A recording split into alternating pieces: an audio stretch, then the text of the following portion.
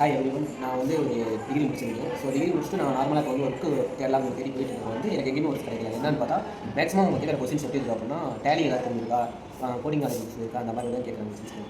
So அதனால் வந்து நான் ஒரு தேடி பார்க்குறப்ப வந்து எஸ்எல் இன்ஸ்டியூட்னு ஒன்று நல்லா போகுது. ஸோ நான் அவங்கள்ட்ட வந்து வெஜின் வந்து பேசுகிறப்ப வந்து ஸோ அவங்க தான் சொன்னாங்க, என்னை வந்து நார்மலாகவே பேசினாங்க. அவங்களுக்கு எப்படின்னா இப்போதைக்கு ஜாப் எதில் இருக்குது, இது இல்லை, உனக்கு எதில் இன்ட்ரெஸ்ட் இருக்குன்னு சொல்லி அந்த மாதிரி கொஸ்டின் கேட்பாங்க.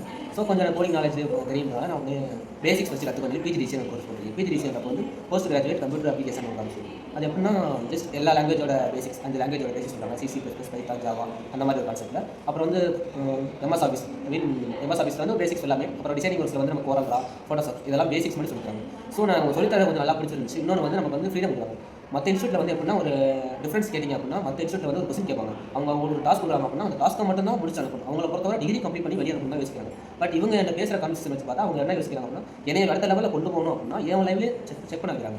இப்போ வந்து அவங்க சொன்ன கொஸ்டின் நான் ப்ராஜெக்ட் சால்வ் பண்ணி முடிக்கிறத விட எக்ஸ்ட்ரா கரிக்குலர் என்னால் பண்ண முடியும்ன்றதை எனக்கு ட்ரை பண்ணுறாங்க. டைம் கொடுக்குறாங்க, ஸ்பேஸ் கொடுக்குறாங்க. ஸோ நான் பாட்டில் பண்ணி முடியுது, டிஸ்டர்பன்ஸ் இது இருக்கலாம்.